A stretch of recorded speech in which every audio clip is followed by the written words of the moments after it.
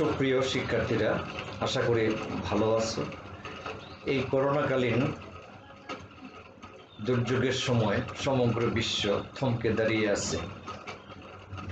শিক্ষা ব্যবস্থায় এক ব্যাপক পরিবর্তন সাধিত হয়েছে, যা বাস্তবে আমরা অনুভব করতে পারছি। পাশাপাশি ছাত্রছাত্রীরা এই প্রাতিষ্ঠানিক শিক্ষা ব্যবস্থা থেকে অনেকটা দূরে সরিয়ে চলে গেছে। তাদেরকে নিকটে নিয়ে আসার জন্য, শিক্ষার মধ্যে নিয়ে আসার জন্য ভার্চুয়াল এই ক্লাসের মাধ্যমে যাতে তারা শিক্ষার মাধ্যমে নিজেকে গড়ে তুলতে পারে তার ব্যবস্থা করা হয়েছে। এই ধারাবাহিকতায় বাংলাদেশ ধান গবেষণা ইনস্টিটিউট উচ্চ বিদ্যালয়ে কর্তৃক আয়োজিত এই ভার্চুয়াল ক্লাসের মাধ্যমে আমরা আমাদের শিক্ষাদানের কার্যক্রম সম্পাদন করে আসছি। আমি মোহাম্মদ জসিমউদ্দিন, ব্যবসা শিক্ষা শিক্ষক, বাংলাদেশ ধান গবেষণা ইনস্টিটিউট উচ্চ বিদ্যালয় গাজীপুর, নবম শ্রেণীর হিসাব বিজ্ঞান বিষয়ের দ্বিতীয় অধ্যায় থেকে লেনদেন নিয়ে আজকে আলোচনা করব।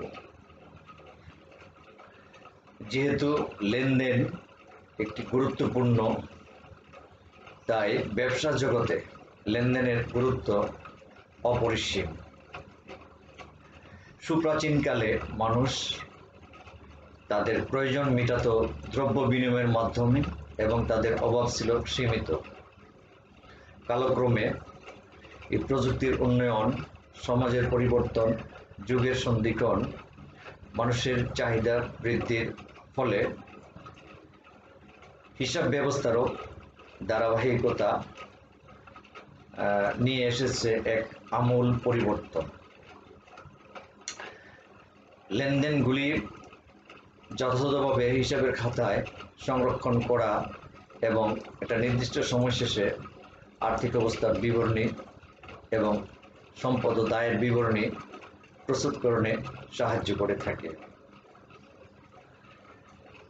আজকে আমরা লেনদেন কি, লেনদেনের বৈশিষ্ট্য বা প্রকৃতি, ধারণা ইত্যাদি বিভিন্ন বিষয় নিয়ে আলোচনা করব। সুপ্রিয় শিক্ষার্থীবৃন্দ, লেনদেন আলোচনার শেষে লেনদেনের ধারণা ব্যাখ্যা করতে পারবে। ছাত্রছাত্রীরা বা শিক্ষার্থীরা লেনদেনের ধারণা ব্যাখ্যা করতে পারবে, লেনদেনের প্রকৃতি বা বৈশিষ্ট্য শনাক্ত করতে পারবে, হিসাব সমীকরণ বিশ্লেষণ করতে পারবে, মালিকানা সত্ত্বের পরিবর্তনকারী উপাদানগুলি ব্যাখ্যা করতে পারবে। সর্বপ্রথমে আমরা আসি লেনদেন কি এবং লেনদেনের উৎপত্তিটা কিভাবে হয়েছিল। সুপ্রাচীনকাল থেকে মানুষ তাদের চাহিদা পূরণের জন্য বিভিন্ন রকমের পেশার সাথে যুক্ত হয়ে তাদের দৈনন্দিন জীবন স্বাভাবিক কাজকর্মগুলি সম্পাদন করে আসছে। নিজেদের চাহিদা পূরণ করার জন্য তারা বিনিময় প্রথা ব্যবহার করত, দ্রব্য বিনিময় প্রথা। প্রাচীনকালে পশু শিকার করে, মৎস্য শিকার করে, কৃষিকাজ করে তারা তাদের জীবিকা নির্বাহ করত। মধ্যযুগে এসে তার কিছুটা পরিবর্তন সাধিত হয়, কাগজের নোটের প্রচলন হয়। আধুনিক যুগে ব্যাপক পরিবর্তন হয়। এই পরিবর্তনের ফলে হিসাব ব্যবস্থা অত্যন্ত যুগোপযোগী হয়ে পড়ে। তাই হিসাবগুলি যথাযথভাবে সংরক্ষণ করতে হয়, অর্থাৎ লেনদেনগুলি সংরক্ষণ করতে হয়। মানব জীবনে অনেক রকমের ঘটনা ঘটে থাকে, বিশেষ করে ব্যবসা ক্ষেত্রে অনেক রকমের ঘটনা ঘটে, যে ঘটনাগুলিকে দুইটি ভাগে ভাগ করা যায়। একটা হলো অভ্যন্তরীণ ঘটনা, আর একটা হলো বাহ্যিক ঘটনা। অভ্যন্তরীণ ঘটনার মধ্যে যে সমস্ত ঘটনাগুলি আর্থিক অবস্থা পরিবর্তন সাধন করে সেগুলি লেনদেন হবে, আর বাহ্যিক ঘটনার মধ্যে কারো কাছ থেকে ধার নেওয়া অথবা পণ্য বাকিতে ক্রয় করা, তাহলে সেটা হবে লেনদেন। লেনদেন শব্দের অর্থ হলো গ্রহণ ও প্রদান, অর্থের আদান প্রদান, অর্থাৎ অর্থের আদান প্রদান বা অর্থের মাপকাঠিতে পরিমাপযোগ্য কোনো ঘটনা বা সেবা আদান প্রদানের মাধ্যমে কোনো প্রতিষ্ঠানের আর্থিক অবস্থার পরিবর্তন ঘটলে ওই সমস্ত ঘটনা বা আদান প্রদানকে লেনদেন বলে। অর্থাৎ কোনো আর্থিক প্রতিষ্ঠানের যদি কোনো ব্যবসা প্রতিষ্ঠানের যদি আর্থিক অবস্থার পরিবর্তন ঘটে তবে সেটা হবে লেনদেন।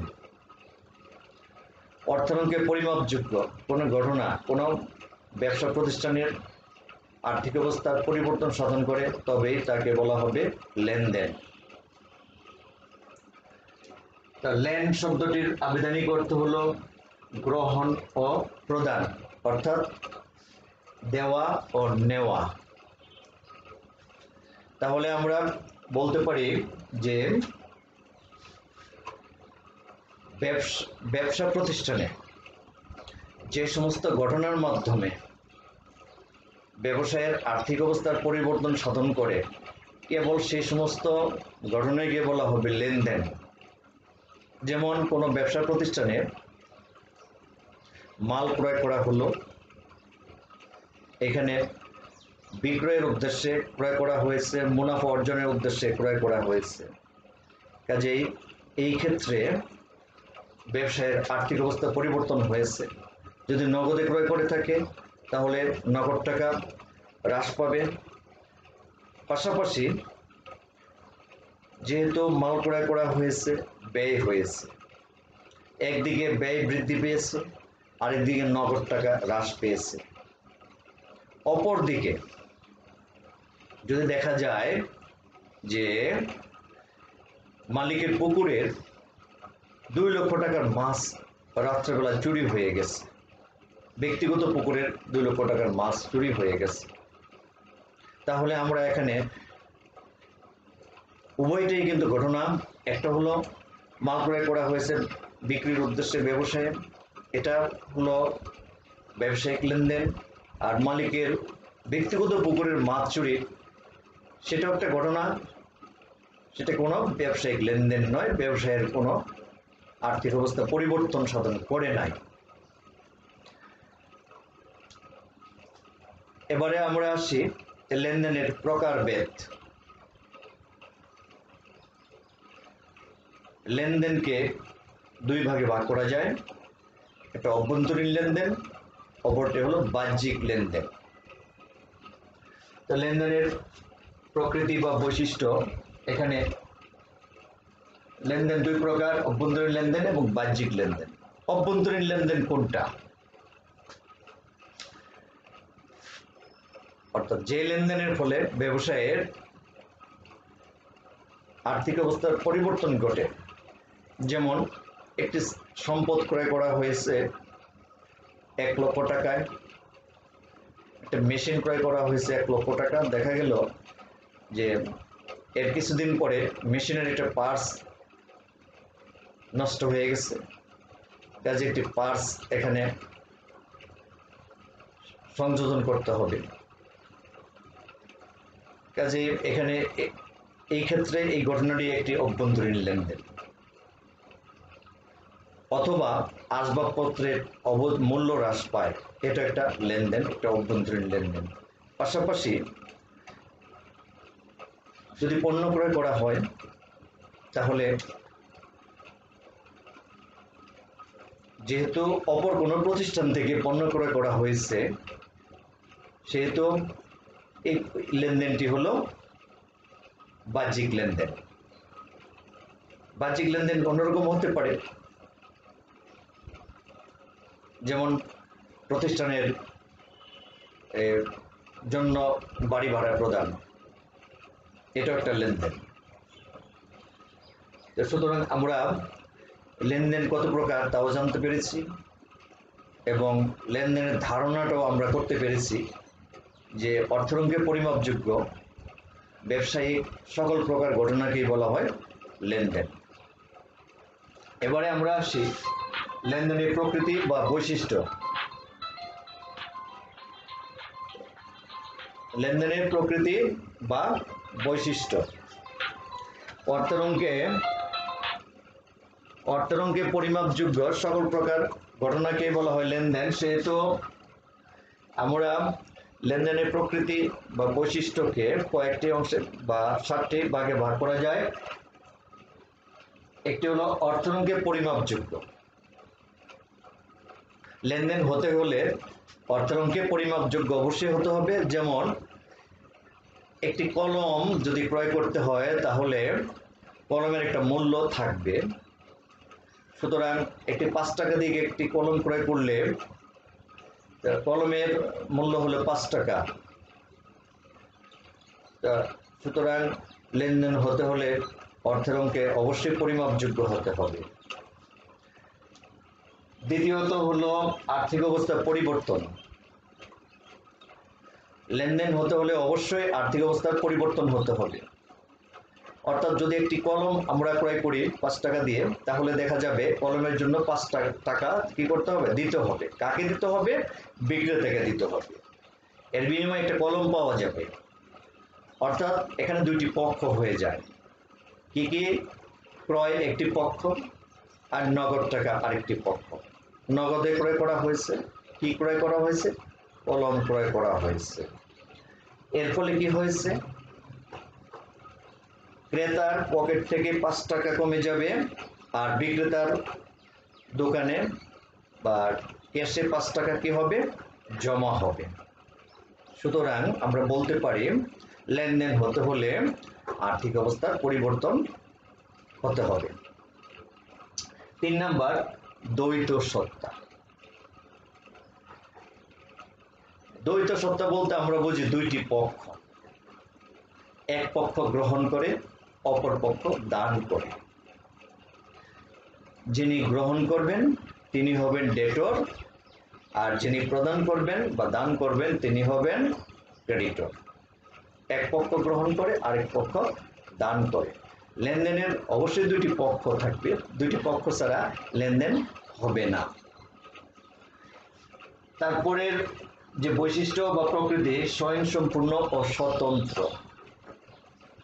প্রত্যেকটা লেনদেন যেহেতু দুইটি পক্ষ থাকে, দুইটি পক্ষ একটি থেকে অপরটি আলাদা, একটি থেকে অপরটি কি আলাদা, একটির সাথে অপরটি মিলানো যাবে না। কেননা দেখা যায় যে আজকে 20,000 টাকার পণ্য বিক্রয় করা হলো, তার মধ্যে 15,000 টাকা পাওয়া গেল নগদ আর 5,000 টাকা বাকি। এক সপ্তাহ পরে দেখা যাবে যে এখানে ওই 5,000 টাকা আবার পাওয়া গেল। কাজেই এই দুইটি ঘটনাকে আমরা এক ভাবতে পারি না, কারণ আজকে যে ঘটনাটা ঘটছে, আজকে যে লেনদেনটা হয়েছে সেটি একটি লেনদেন, আবার 7 দিন পরে যা পাওয়া গেল সেটা আরেকটা লেনদেন। সুতরাং উভয় লেনদেন কিন্তু আলাদা এবং স্বতন্ত্র। তারপরে দৃশ্যমানতা। লেনদেন যে সবসময় শুধু দেখা যাবে তা নয়, লেনদেন অনেক সময় দেখাও যায় না, অদৃশ্য হয়ে থাকে। যেমন একটি আসবাবপত্র ক্রয় করা হলো, যখন ক্রয় করা হয়েছিল তার যে মূল্য ছিল, 5 বছর পরে দেখা গেল যে তার মূল্যটা ওই পরিমাণ নাই। কারণ আসবাবপত্রের যে মূল্য, সে মূল্যটা আস্তে আস্তে কি হয়, হ্রাস পায়। এই যে হ্রাস পাওয়া, এই হ্রাস পাওয়াটাই হলো অবচয়। তো সুতরাং এই অবচয়টা কিন্তু দেখা যায় না। দ্রব্যের, সম্পদের যে অবচয়, এই অবচয়টা দেখা যায় না, বিধায় এটা হলো অদৃশ্য লেনদেন। যেহেতু এই সম্পদের মূল্য হ্রাস পেয়েছে, সুতরাং এই মূল্য হ্রাসটা বা কমে যাওয়াটাই হলো অবচয়। আর অবচয় হলে ব্যবসায়ের হয় ক্ষতি। আর ক্ষতি হলে সেটা অবশ্যই একটা লেনদেন। ঐতিহাসিক ঘটনা, যেমন পূর্বে মালামাল বিক্রি করা হয়েছিল বাকিতে, দেখা গেল যে সেখানে 1 লক্ষ টাকার মাল বিক্রি হলো, 1000 টাকা আর পাওয়া যায়নি। তা হিসাবে ধরা হয়েছিল যে সেটা পাওয়া যাবে, পরবর্তী সময়ে আর সেটা পাওয়া যায়নি, সেটাকে অনাদেয় পাওনা হিসাবে হিসাবের খাতায় লিখে রাখা হয়, যেহেতু এটা এক রকমের ক্ষতি, আর ক্ষতি হলেই কি হয়, ব্যবসায়িক লেনদেন হয়। সুতরাং ঐতিহাসিক এই ঘটনাও লেনদেন হয়। অথবা এমনও হতে পারে যে ভবিষ্যতে 2000 টাকা নাও পাওয়া যেতে পারে, দেনাদারের কাছ থেকে 2000 টাকা নাও পাওয়া যেতে পারে, যখন পাওয়া যাবে না, যে মালামাল বিক্রি হয় আগে বাকিতে আর টাকাটা পাওয়া যায় অনেক পরে। সুতরাং যখন পাওয়া যায় তখন সেটাকে লেনদেন ধরা হয়, আর তার পরবর্তী সময়ে যখন নাও পাওয়া যাবে তখন সেটাকে লেনদেন হিসেবে ধরা হবে, যেহেতু একটি ব্যবসায়ের ক্ষতি। হিসাব সমীকরণের প্রভাব বিস্তার করে, হিসাব সমীকরণে কি করে প্রভাব বিস্তার করে, যেহেতু প্রতিটা লেনদেন মালিকের মূলধনকে প্রভাব বিস্তার করে। যেহেতু মূলধন ছাড়া কোনো ব্যবসা স্থাপন করা যায় না, তাই মূলধন নিয়ে ব্যবসা আরম্ভ করা হয়, তার পরবর্তী সময়ে ব্যবসায়িক কার্যক্রমগুলি সম্পাদন করা হয়, মাল ক্রয় করা হয়, মাল বিক্রি করা হয়, ব্যাংকে টাকা জমা দেওয়া হয়, ব্যাংক থেকে উত্তোলন করা হয়, বাকিতে বিক্রয় করা হয়, তারপরে বাকিতে ক্রয় করা হয়, বিভিন্নভাবে কি করা হয়, এই সম্পদগুলি বা আয় ব্যয়গুলি সম্পাদিত হয়, এই লেনদেনগুলি তারিখ অনুযায়ী লেনদেনগুলি সম্পাদিত হয়। এই লেনদেনগুলি কি করা হয়, হিসাবের খাতায় লিপিবদ্ধ করে রাখা হয়। তো সেরূপ যেমন মাল ক্রয় করা হলো, এই মাল ক্রয় করলে দেখা যাবে যদি নগদে ক্রয় করি তাহলে নগদ টাকা কমে যাবে, আর নগদ টাকা কমলে কি মালিকের মূলধনের পরিমাণ কমে যাবে, পাশাপাশি ব্যবসায়ের সম্পদের পরিমাণ কমে যাবে। এর ফলে কি হবে, হিসাব সমীকরণের উপর প্রভাব বিস্তার করবে। যেমন মালিক তার ব্যক্তিগত প্রয়োজনে ব্যবসা থেকে নগদ টাকা উঠায় নিচ্ছে, তাহলে মালিক নিজে যখন নগদ টাকা উঠায় নেন তখন ব্যবসায়ের মূলধনের পরিমাণ হ্রাস পায়, কমে যায়। সুতরাং এইখানে বা এক্ষেত্রে আমরা বলবো যে উত্তোলন কি হবে, মালিকানা সত্ত্বকে হ্রাস করে দেয় বা কমিয়ে দেয়। সুতরাং উত্তোলনটাও এই মালিকানা সত্ত্বকে প্রভাবিত করে বা হিসাব সমীকরণকে প্রভাবিত করে। এখন আমরা আলোচনা করব হিসাব সমীকরণ নিয়ে। এখন আমরা আলোচনা করব হিসাব সমীকরণ নিয়ে। হিসাব সমীকরণ কাকে বলে? যে সমীকরণের মাধ্যমে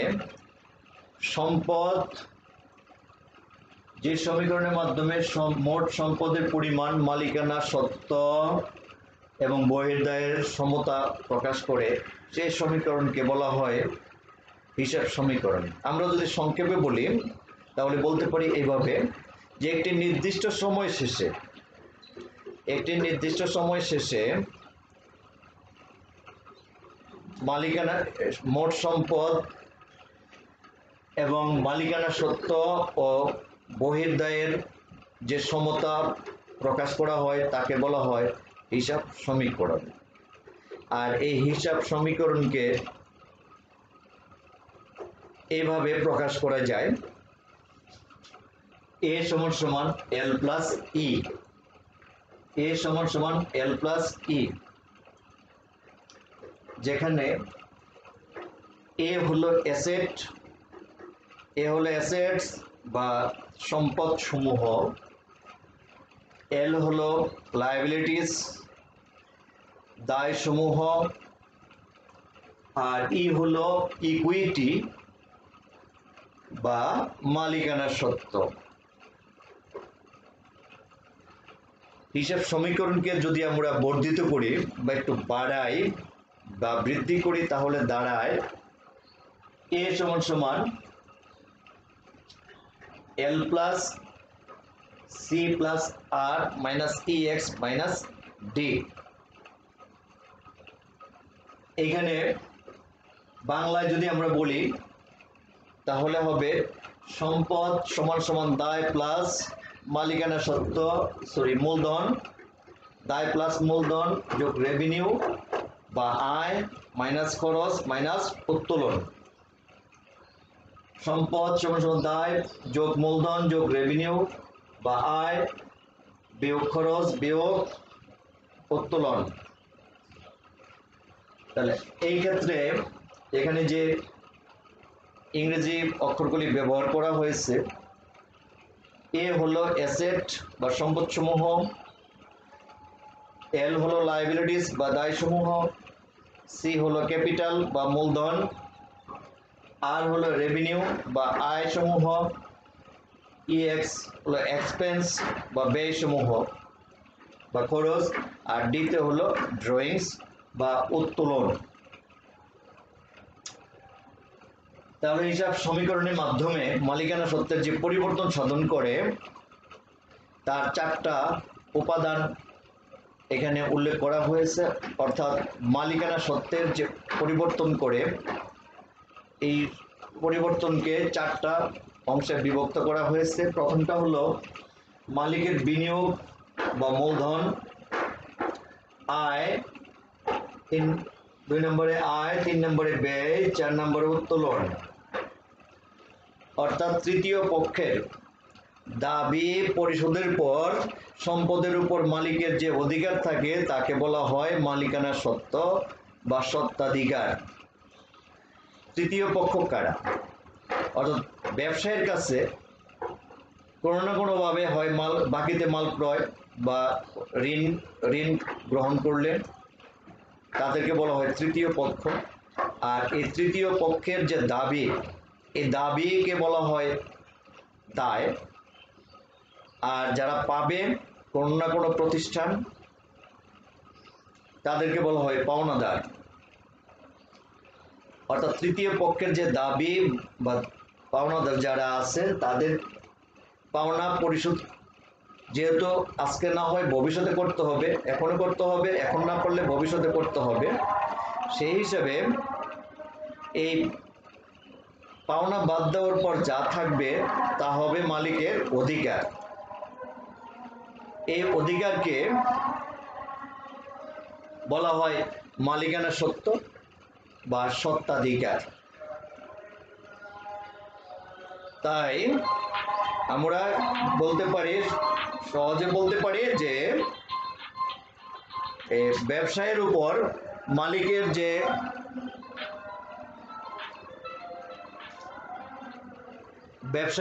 মালিকের যে অধিকার থাকে তাকে বলা হয় মালিকানা সত্ত্ব। তাহলে আজকে আমরা লেনদেন সম্পর্কে আলোচনা করলাম। এর থেকে কয়েকটি বিষয় স্পষ্ট প্রতীয়মান হয় যে ব্যবসার ক্ষেত্রে দৈনন্দিন অথবা সাপ্তাহিক বা পুরো বৎসরের মধ্যে দেখা যায় যে অসংখ্য ঘটনা ঘটে থাকে, যে সমস্ত ঘটনাগুলি শুধুমাত্র ব্যবসায়িক আর্থিক অবস্থা পরিবর্তন সাধন করে সেই সমস্ত ঘটনাকে বলা হবে লেনদেন। আর এই লেনদেনের ফলে ব্যবসায়ের সার্বিক কার্যক্রম গতিশীল থাকে।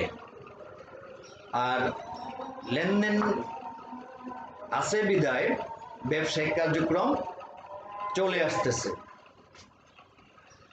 তো তোমাদের আমি একটু বাড়ির কাজ দিয়ে দিই। বাড়ির কাজ দেওয়ার আগে আমি দু একটি প্রশ্ন করব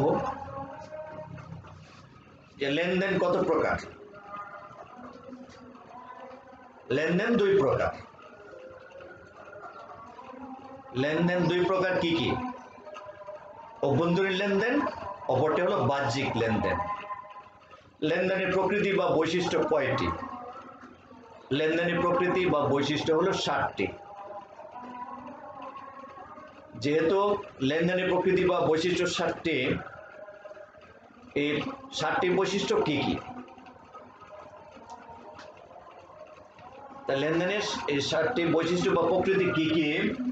অর্থায়নকে পরিমাপযোগ্য, আর্থিক অবস্থার পরিবর্তন সাধন করে, দ্বৈত সত্তা, স্বয়ংসম্পূর্ণ স্বতন্ত্র, দৃশ্যমানতা, ঐতিহাসিক ঘটনা এবং হিসাব সমীকরণের প্রভাব বিস্তার করে।